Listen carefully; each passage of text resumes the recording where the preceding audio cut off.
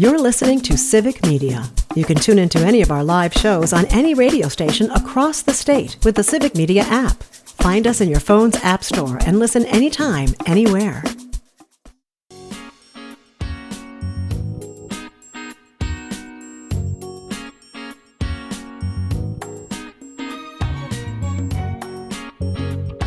Live across Wisconsin on Civic Media, you're listening to Mornings with Pat Kreitlow, powered by Up North News.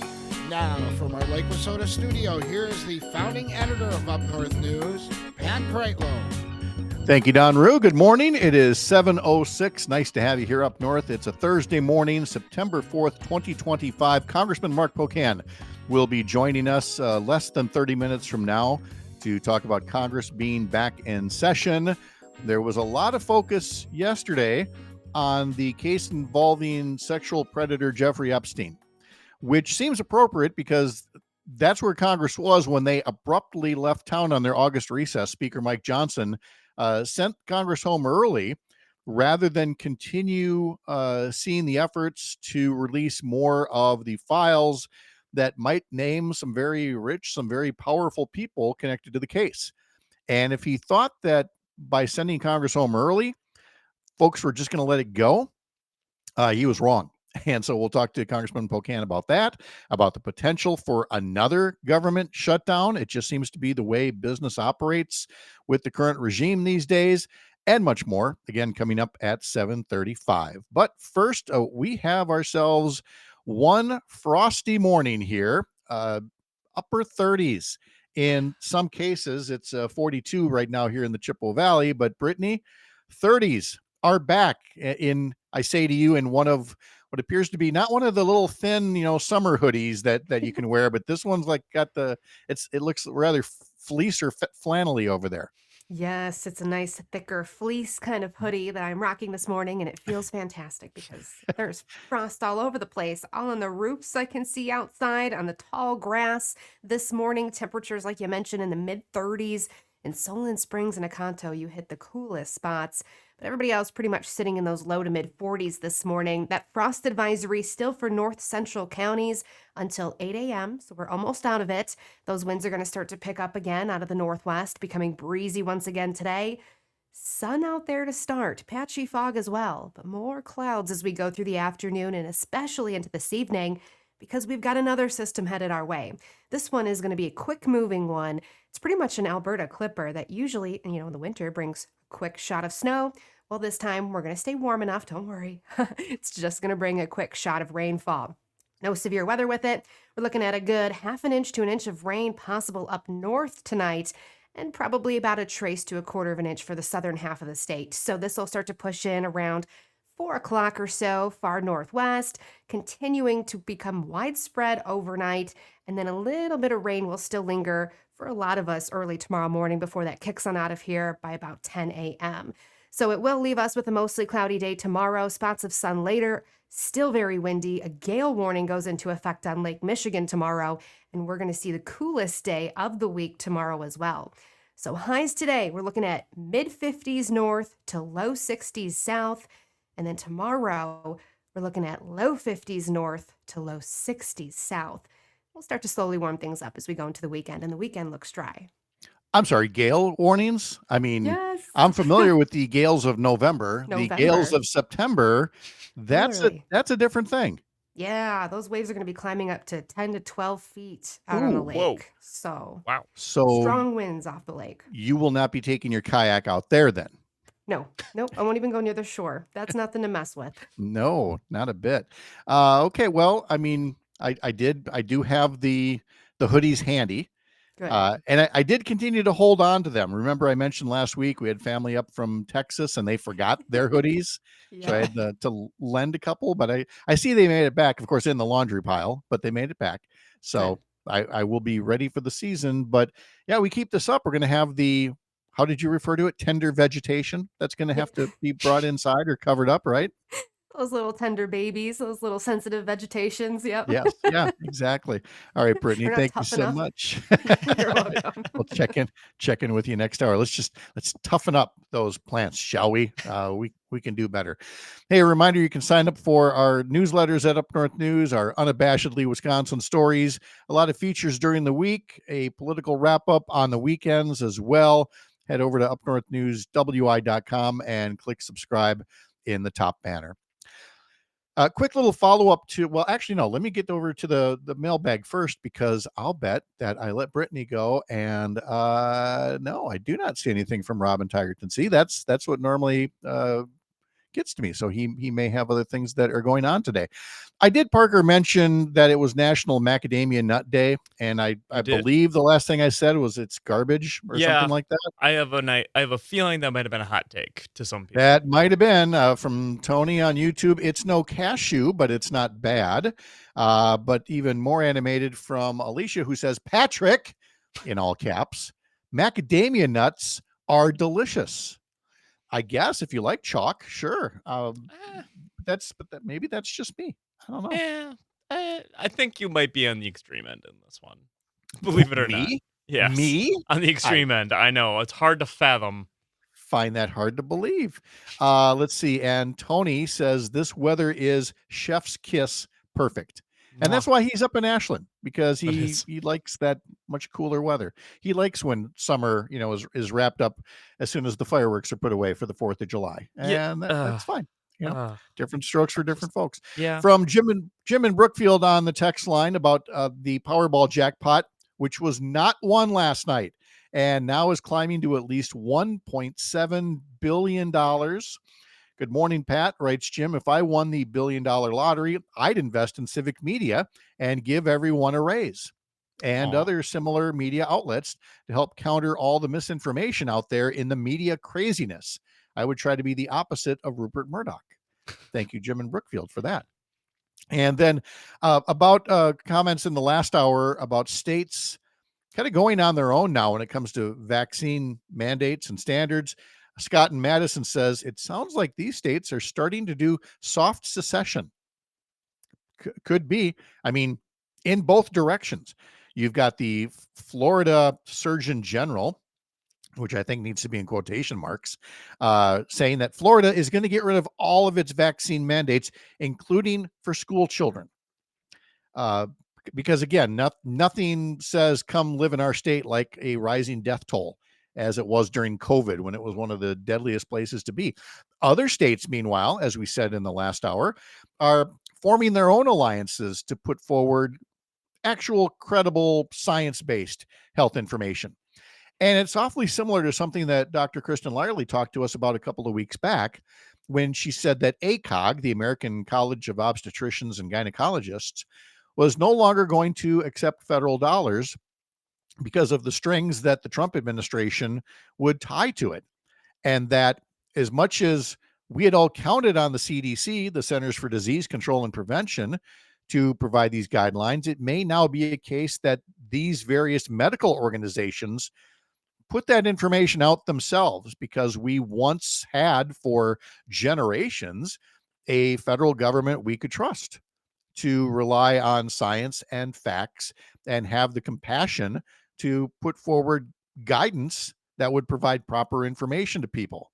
Not so much now. And so you may see states, agencies, and other groups, and it's going to make some people have to work a little harder to find credible information. Kind of like the news. There used to be 3 channels, and you'd pick one, and any of them usually had a gatekeeper mentality toward newsrooms, where it was not so much what people wanted to know, but what they need to know. And now we've gone completely the opposite. It's just give people whatever they want, not whatever they need. And as a result of that lack of leadership by people with compassion and an understanding for facts, you've got to work harder than ever to figure out what's what when it comes to news and analysis. And as I said in this time period yesterday, not everything is automatically left or right. You have to learn a little bit more about an issue to determine if it's something that, you agree with, if it's something that you can support. And one of those examples that I brought up yesterday was about shipbuilding and how Tom Nelson, Outagamie County executive, had a new book about the Edmund Fitzgerald. And it's about so much more than that. And it's a book I highly recommend. And in part, it's about how America used to be a great shipbuilding country. But over time, like so many other things that were outsourced, folks said, it would just be easier and cheaper if we let these other countries build our ships. And we let our shipbuilding dwindle down to nearly zero.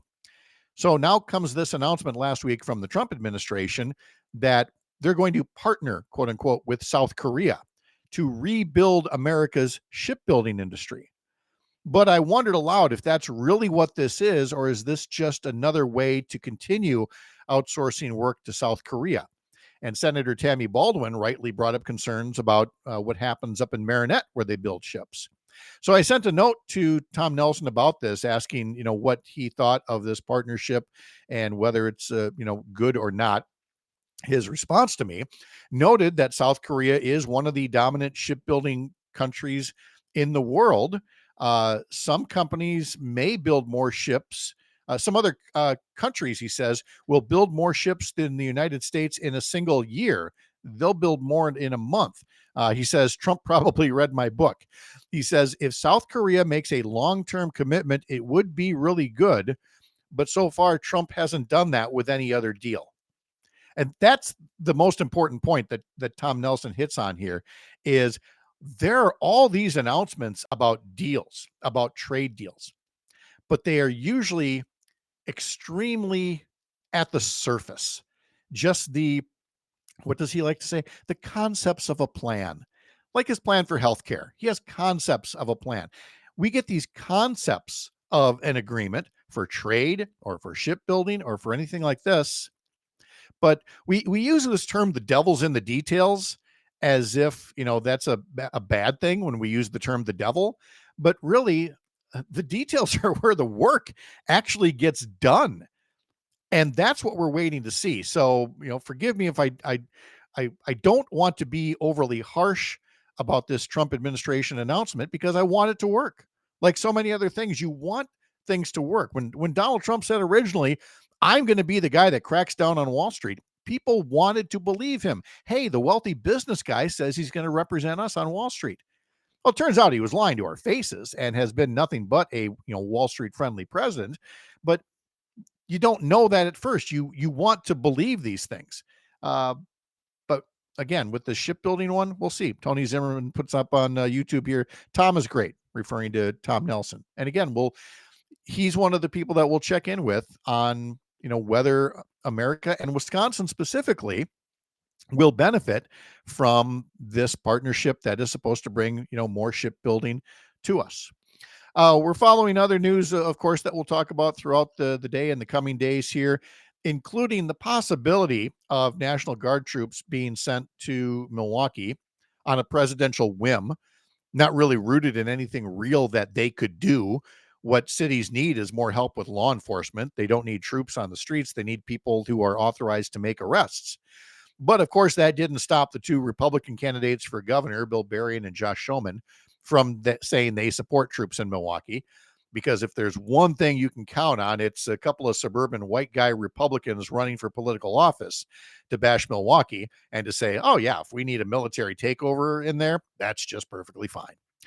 We may talk about that comment and more with Congressman Mark Pocan coming up in just about 15 minutes here. But first, from the heart of America's up north, live from the lake, thanks for making this a place to spend part of your mornings. I'm Pat Kreitlow. This is the Civic Media Radio Network.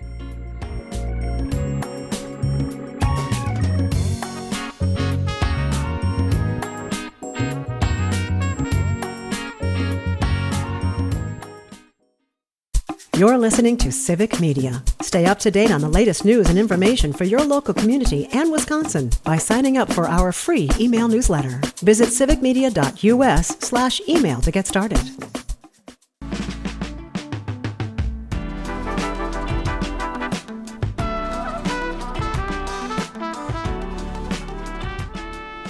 Welcome back at 7:22. Let's see, it's 42 degrees here in the Chippewa Valley, 45 in La Crosse. Amory, you're at 42, Oshkosh 43.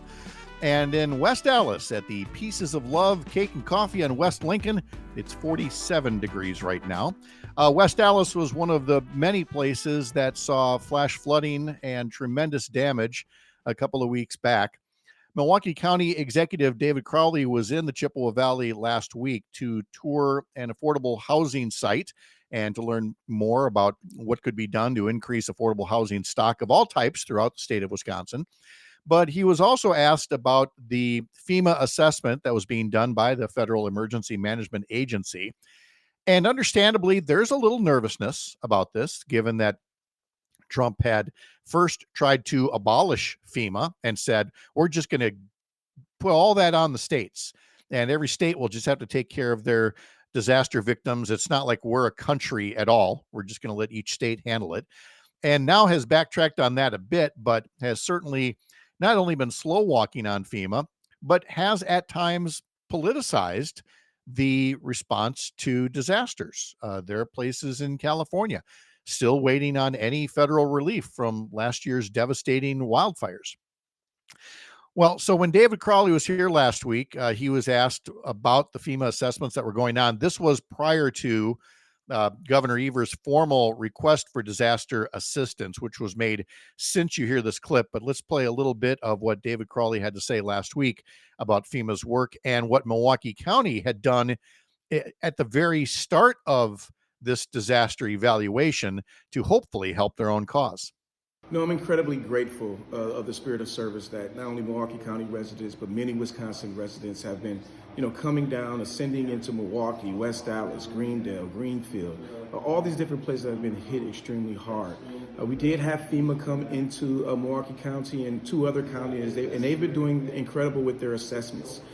And they let us know that Milwaukee County, we were kind of ahead of the curve. We created an internal dashboard where we sit our damage assessment teams who uploaded not just their assessments, but pictures, which gave FEMA the opportunity to actually view a lot of the damage before they actually hit the ground. There's about 40 to 60 individuals that were out on the ground within Milwaukee County, Waukesha, as well as Washington County. And I know that they're going to be doing their assessment and they're going to give that to the state of Wisconsin.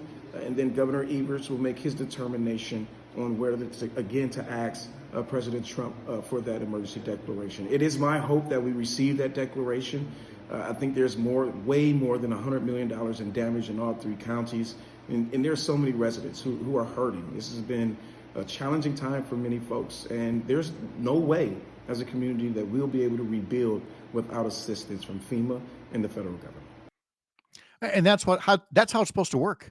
The federal government, which is collecting money from far more billionaires than we have in Wisconsin and others, pools those resources together to help any of us in a time of disaster. Unless, of course, you're politicizing it. And that gets us back to what's going to happen with FEMA. And I got an interesting text from a friend yesterday who had a plumbing issue and was expecting, to have to wait a long time to get some plumbing help down there in the southeast corner of the state, and was told, well, we're actually kind of free right now because so many places can't start their work because they're waiting on disaster assistance. They're waiting on relief. And from WISN TV, Channel 12 in Milwaukee, comes a story of one of these folks. The headline is, Milwaukee resident tackles flood damage with personal savings, says he can't wait on FEMA. The story is about a retired city worker in Milwaukee by the name of Johnny Madlock, and says, basically as insurance companies are, evaluating, and as federal officials are evaluating, the work has to get done. And so he's draining his savings. He talks about having to throw away his washing machine, his dryer, a lot of stuff that cost thousands of dollars, and says he can't wait. He says, quote, I don't think FEMA is going to give us the help we need because they got to go through the president in order for it to be okayed. And it's taking a while for that to do. So I can't wait around on that. So I've had to do it myself, from the damages. He says insurance will not cover a lot of the damages, leaving Madlock to clear debris and pay for the repairs independently. Now, there are some who will say, well, isn't that how it's supposed to work? I mean, that there isn't a magic wand and that checks don't magically appear within, a few days after a disaster. So if some people want to get started, they have to dip into savings or borrow the funds or whatever. And I completely get that. Nobody should be under the illusion that every time that there's a disaster, everybody is made whole right away. But it doesn't mean that we can't do everything possible to make the process efficient and to not play politics with it, where your recovery from a disaster is going to depend on your zip code. I mean, it was just days ago we were talking about New Orleans and what was it, the 20th anniversary of Hurricane Katrina. And what a disaster that was. And the sympathy that many of us still feel for the city that has been trying to recover and rebuild. And yet, what was the headline yesterday about New Orleans? It was Donald Trump saying that he might send troops there as well, because it's another one of those, crime infested cities. Even though in New Orleans, like in other cities, crime's actually gone down. Crime isn't nearly as rampant as it was. Not saying it's not an issue, but saying that it's a lie to say we're going to send troops in because crime is at some kind of an all-time high. To say that Chicago is the murder capital of the world when it's not even in the top 10 in the United States. So if we could please stop politicizing law enforcement and disaster relief and simply help people when they need it in a time of disaster and help people addressing the root causes of crime instead of putting tanks in the streets, that would be very welcome. I don't know if it's going to happen anytime soon, but we'll talk to Congressman Mark Pocan about that and more as Congress gets back into session. The Midwest Farm Report is coming up next, live from the lake. You're listening to Mornings with Pat Kreitlow, powered by Up North News here on the Civic Media Radio Network.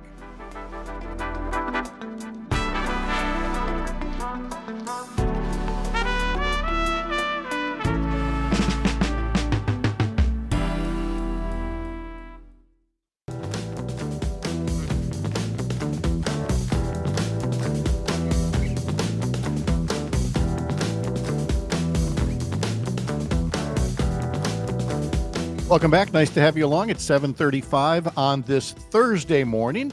I'm Pat Kreitlow with Up North News, part of Courier Newsroom, a pro-democracy news network. Go to couriernewsroom.com to read news from all of our state outlets and get links to podcasts, merchandise, and much more. Tomorrow on the program, Dr. Kristen Lyerly will join us along with Mike Clemens, giving us a preview of weekend sports. We will have our week in review panel, which includes journalist Mark Jacob, Jennifer Schulze, and former U.S. Attorney Jim Santel.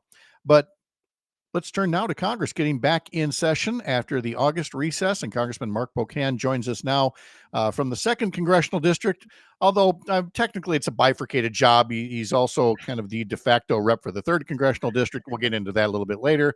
Congressman, how are you? I'm doing as well as you can when you're in Washington. Exactly it. Would you call it a productive August recess for you?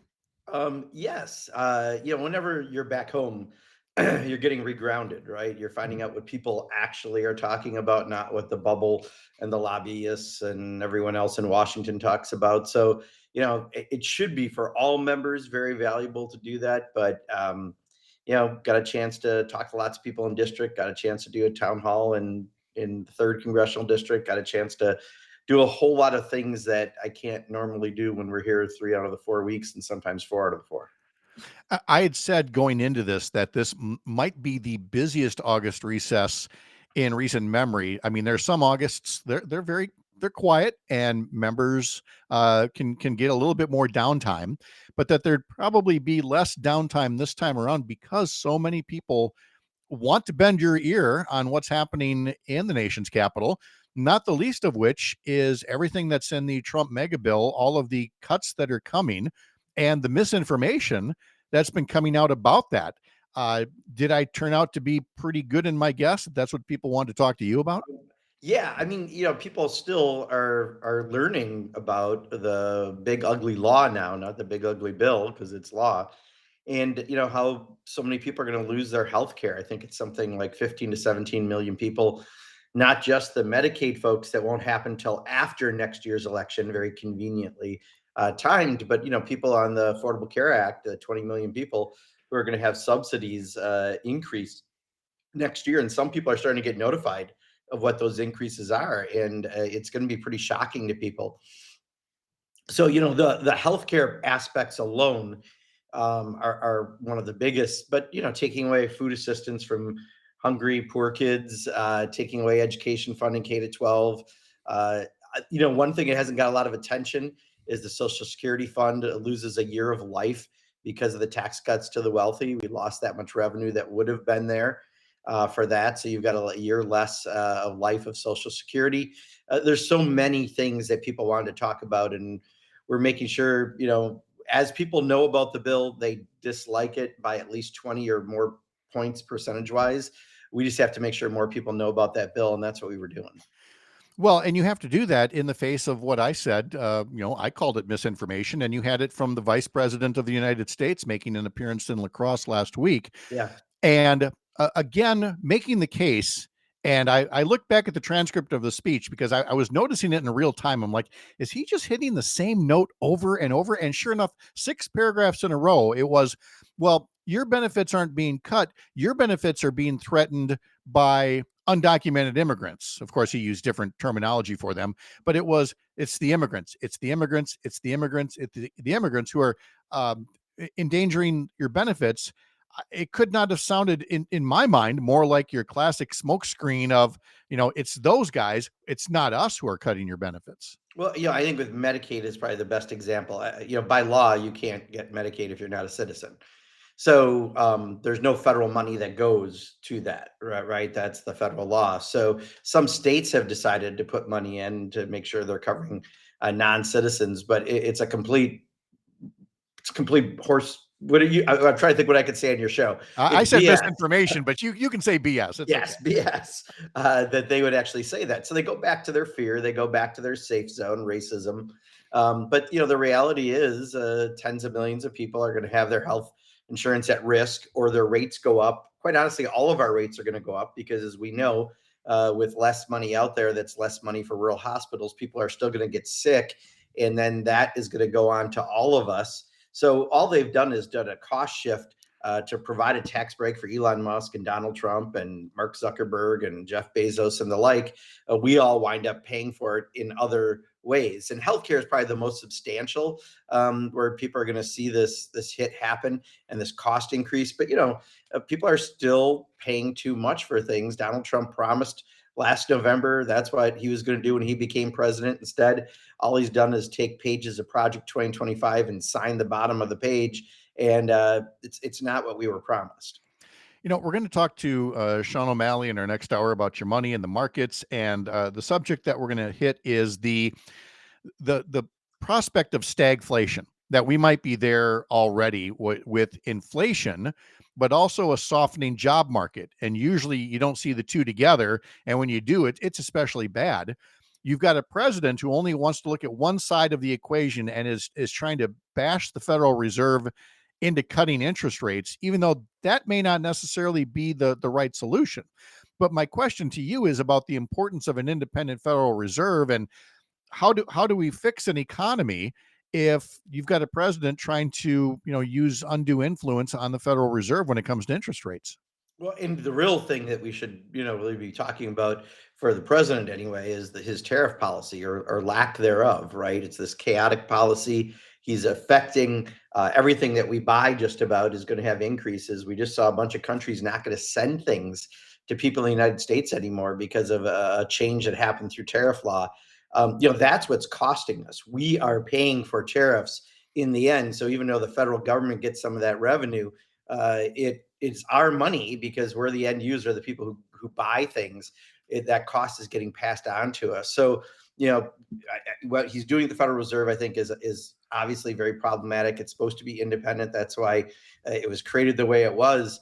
But I'm more concerned with when you talk about inflation or the lack of jobs, is what's happening through a very uncoordinated tariff policy. In fact, even the most Republican business people I talk to from Wisconsin, it's not even just the tariffs, it's the lack of a policy. It's what you don't know could happen in a couple weeks. So they're not making the investments that Donald Trump said they would to make things here, because that tariff policy is on and again and off again. And who's going to put the investments in when you have a chaotic policy? So that's the one I'm really worried about hurting the economy, because it's coming out of our pockets, and it's also affecting the job market and everything else. And you're getting this double whammy for Wisconsin farmers, where China is now boycotting soybeans. A lot of them come from Wisconsin.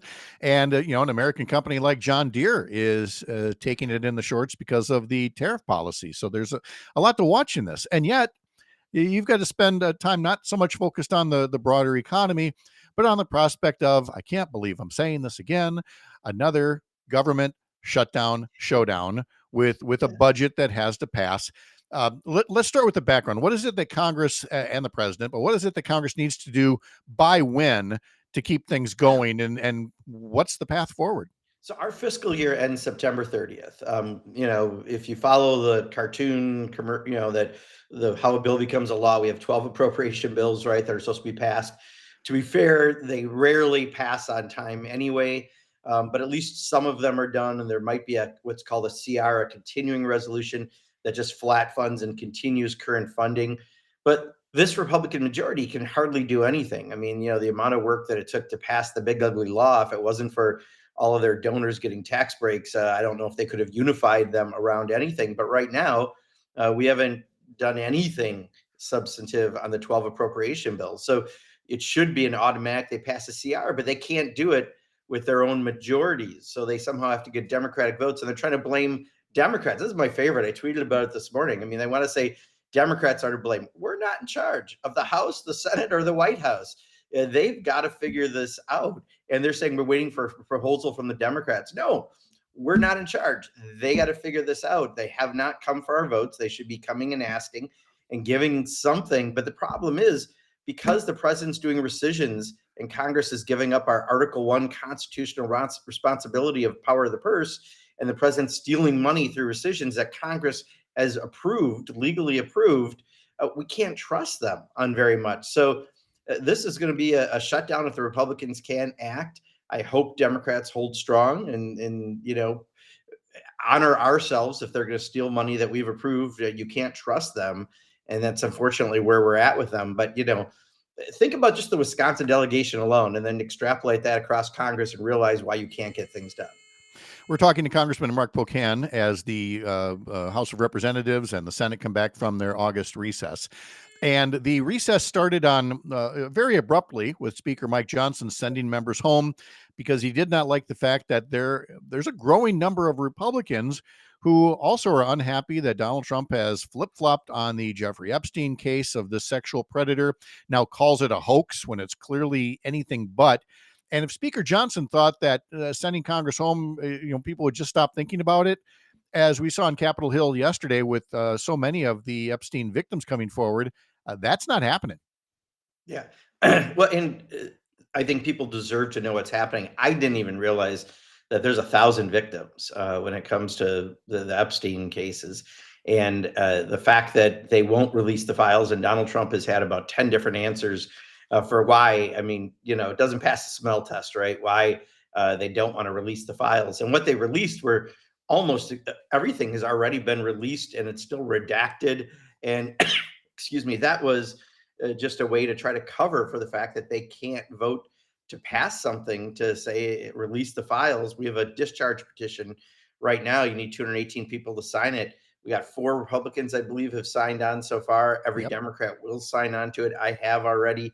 And at least we should let the public see what's there. Is this the most substantive issue we're dealing with? No, I think, people's healthcare and, funding of government and what we're actually here to do is still got to be a part of the mix that we're talking about. But certainly it doesn't pass a smell test that the president originally said that they would all be released, and then suddenly they're not. Now he's saying Joe Biden might have added names to it. He's got, depending on the day, a different answer. It's a hoax. And yet I think, enough people realize that that's just not a very credible answer. And obviously, it's obvious his name is in there. It's just a question of how many times and how many times they're going to have to redact that.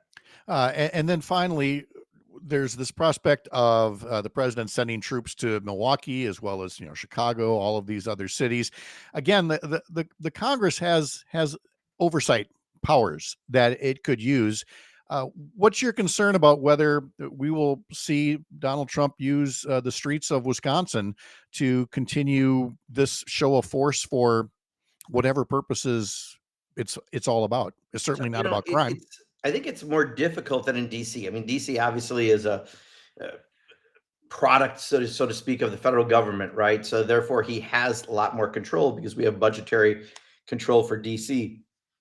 However, when it comes to Chicago, when it comes to Milwaukee, I don't think he can do what he's putting the bravado out there he wants to do. But what he wants to do is keep you focused on crime, that there's crime going on everywhere, because that's a great fear factor for authoritarians across the globe, to make them give up their rights and their freedoms in order to have that leader make decisions for them. So that's what this is all about. Donald Trump trying to continue to gain power, take away our freedoms as individuals. If we're scared enough, you'll let him get away with more. And that's what his intention is. Power and control. Congressman Mark Pocan, we appreciate your time as always. Hope you had a good August recess, and we'll check in again real soon. Yeah, thanks, Pat, as always. All right, thank you. Hey, live from the lake, you're listening to Mornings with Pat Kreitlow, powered by Up North News.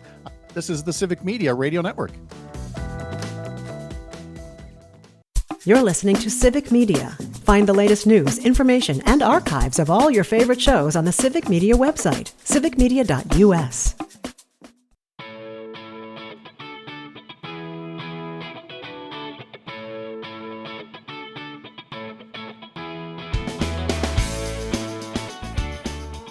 $7:52 in the morning now, and it is 42 degrees in the Chippewa Valley, 45 in La Crosse. Oshkosh is at 43, and at Wonder State Coffee in Viroqua, it is 42 degrees right now, which, I mean, Todd Allbaugh, he loves when we talk about Wonder State Coffee. It's one of his favorites, isn't it? I have it in my cup right now, a little bit of Aqua Blanca from Columbia Wonder State Coffee. Yeah. Ah, okay. And people go, wait a minute, Pat, why do you do the temperatures in Eau Claire, La Crosse, Amory, Oshkosh like that? Well, these are the times when some of our other stations are doing little local news breaks, but you lucky folks in the Chippewa Valley and La Crosse and Oshkosh and Amory, you get to hang out with me and Todd Allbaugh and Parker Olson for a few minutes. Right.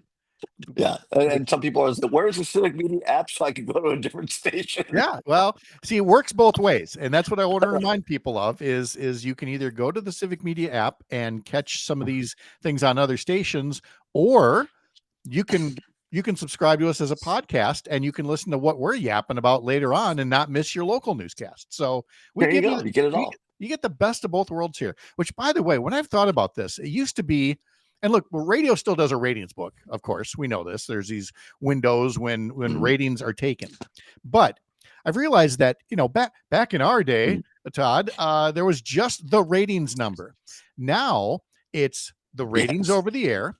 It's who's listening live on the website, Facebook, YouTube, maybe even Twitter. I think some of our shows have run there. There's who's subscribing on Spotify, who's subscribing on Apple. There's all these different ways to calculate how many people are actually listening.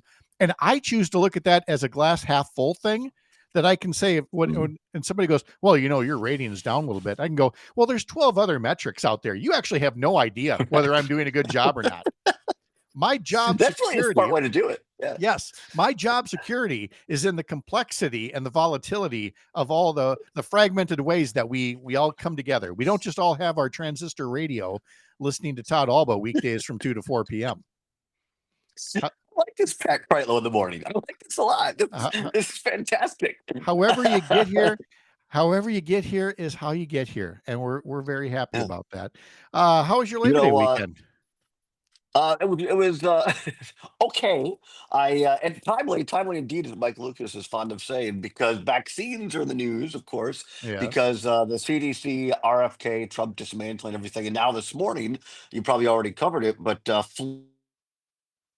Florida announcing, good old Ronnie DeSantis, announcing that they are getting rid of mandates for all childhood vaccines, which seems like a bad idea to me. But I got my I was due, and so I was very happy to get them. Very thankful I could. I got my second Shingrix for shingles vaccine and my pneumococcal pneumonia vaccine, which reminds me back in college, I had a case of pneumococcal pneumonia, got some penicillin, cleared it right up.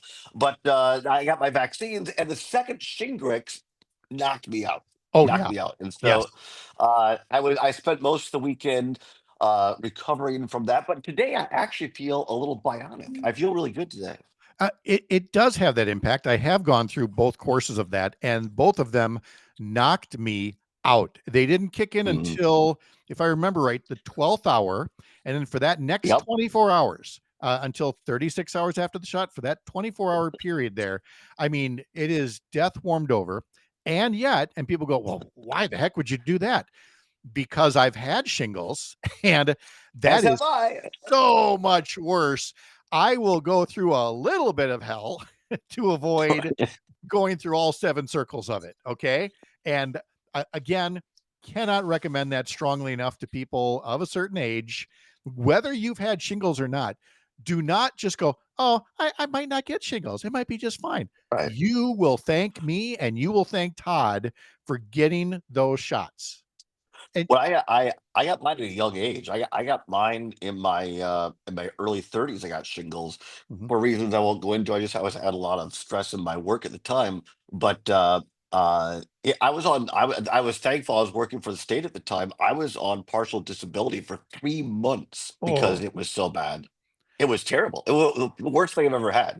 And so yeah, you're right, Pat. It's discomforting for 36, 40 hours, whatever it is, not fun, but you get through it and it's fine, and a million times better than actually having shingles. yes, and I, to be fair, I had a case of shingles that was diagnosed extremely early. It's good to be married to a doctor who said, what's that thing? You know, referring to the rash on my side over here. I'm like, I don't know. Is that poison ivy or something? She's like, let's go see a doctor right now.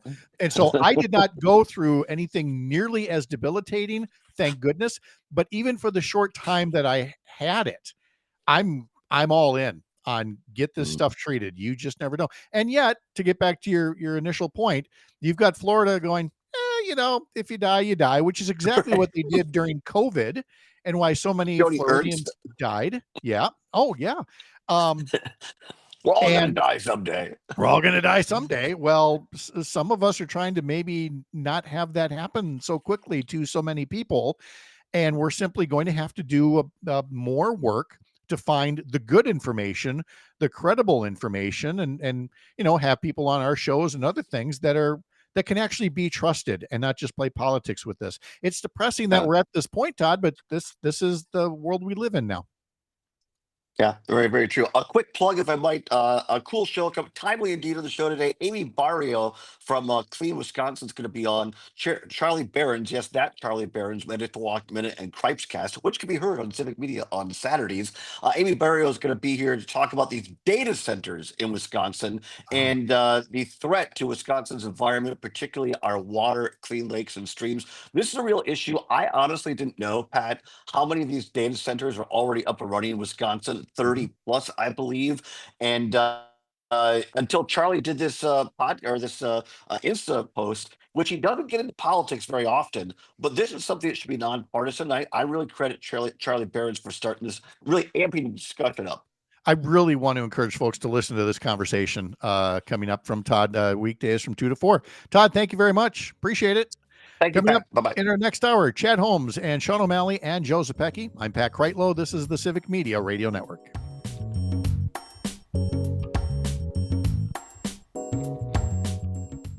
The national news cycle never stops, but it can be hard to find news about your local community. Civic Media is dedicated to providing quality local and state news coverage across Wisconsin. With the Civic Media app, you can get notifications about local stories that matter to you and your community. Find the free Civic Media app in your phone's app store and choose notifications from the menu to tell us what kind of news you want to hear about.